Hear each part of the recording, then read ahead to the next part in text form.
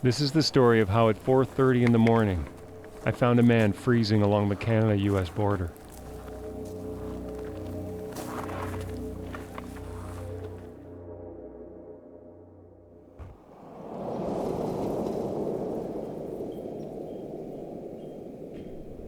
Emerson, Manitoba, a town of about 700 right on the border.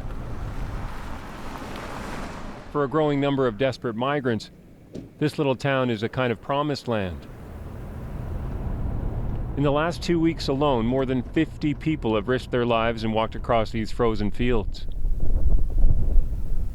You hear a lot about this being the longest undefended border in the world. This is what that looks like.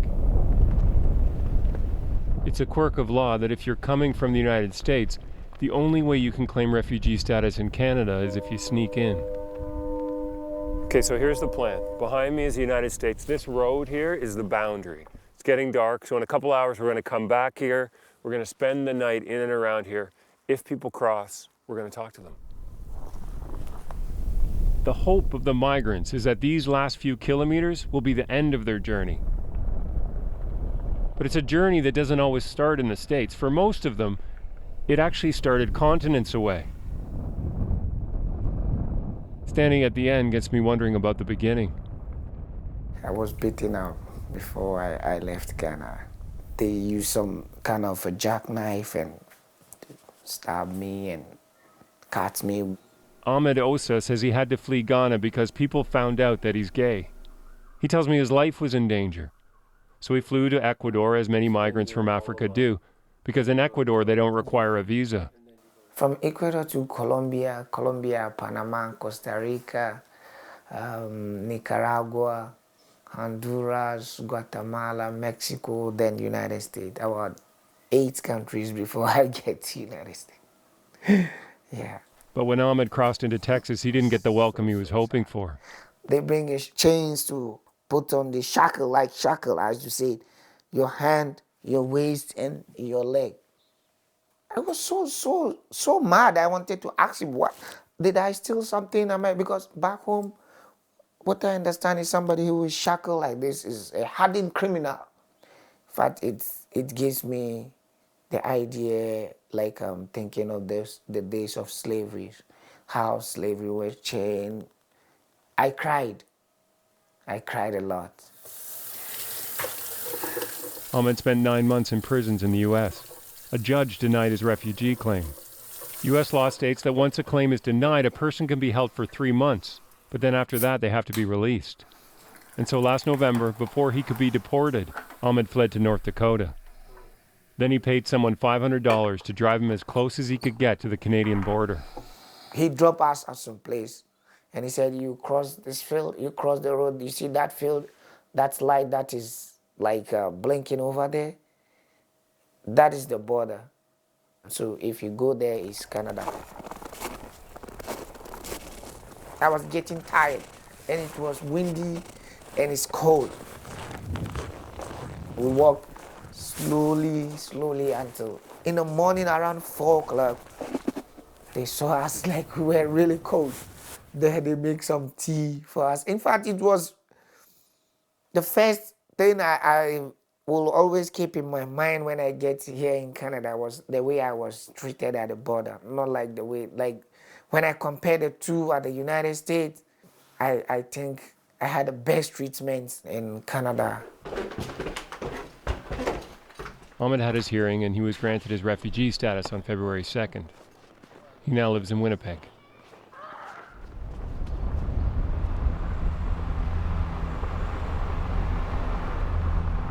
As I drive back to the border, Ahmed's journey is still on my mind. He walked for 12 hours before he was found. And he told me he still has no idea where he crossed. How am I going to find anyone?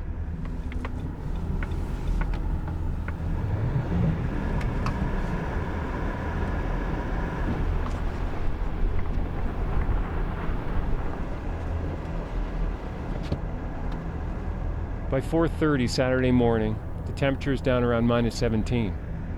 I've been out all night and I start to think nobody's going to cross. Then I see something on the side of the road.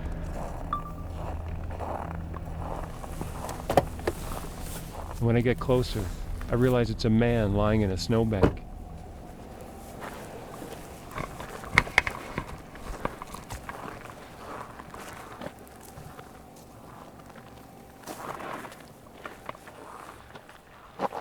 How's it going? What's your name? Mohammed. Mohammed? Nice to meet you. Did you just cross? Yeah. How are you? Good. How long have you been walking? This morning. This morning? What time? Morning is 7 o'clock. How are you feeling? I'm not feeling happy. You cold? I'm very cold. Yeah. Do you know where you are?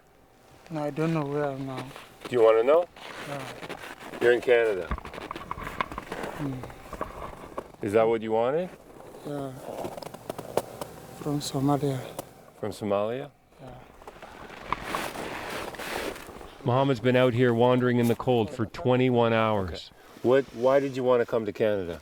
I have a problem. What's the problem?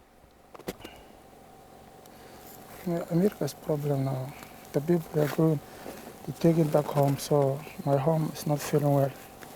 Somalia is not like before, so it's a problem. Fighting, so I can't go back my home. As much as I want to know more about Mohammed's story, I need to get him help, make sure he's okay. Okay, you're cold. We need to call. Okay? RCMP dispatch, bonjour. Hi, how are you? It's Nick Purdon calling. I'm in Emerson, near the border, and we've just found a guy on the side of the road, a Somali guy named Mohammed. He's very cold. Okay, is he injured at all? Are you injured? Are you hurt? Your legs? Are you hurt? Are you injured? I'm not feeling well. He's not feeling well and he's cold. Okay. We do have officers on the way, so just let them know that, okay? Should we put Mohammed in the car to warm up? Yeah, if you can. Before you do that, let me just get your phone number just in case I lose you. Okay, 416. Here, come on. Okay?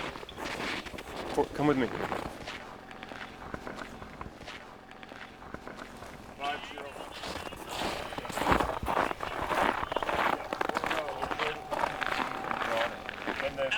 The license is BKT. Mohammed hesitates. He checks the license plate. I'm guessing to make sure he really is in Canada. Yeah. Yeah, 505. Give me your bag. Okay. No visible weapons on him? No, I don't see anything. Okay. Okay. Is that warmer? I'm just gonna let the officers know here. I want to know where Mohammed's journey started and what he's running from. But this isn't the time.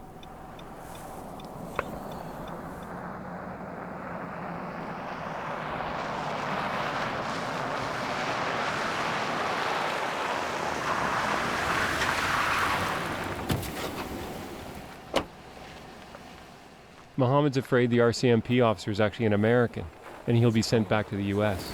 No American police? Sir? Yeah. Okay. Policeman? Okay. I'm going to take you over there, and we're going to go get you some medical care, okay? So, Over there. Okay? He's worried that you're an American police officer. Yeah. Sir, you have to come with me, okay? I'm a police officer, and I'm going to take you over to the Canadian port, and we'll hear your refugee claim, okay? Do you understand? American police? Canadian police. RCMP. Yes. Yeah. Okay, come on.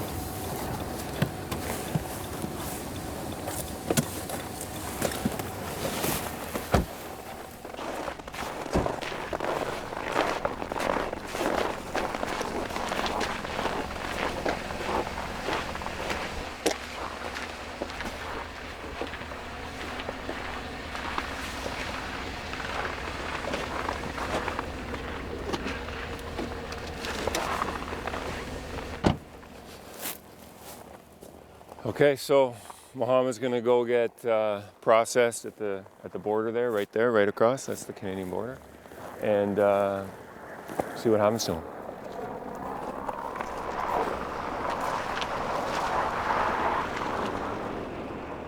Along with Mohammed, 26 other people crossed the border illegally in and around Emerson on this night. If they don't have criminal records, they'll each get a refugee hearing in Winnipeg in a few months. Nick Purdon, CBC News, near Emerson, Manitoba.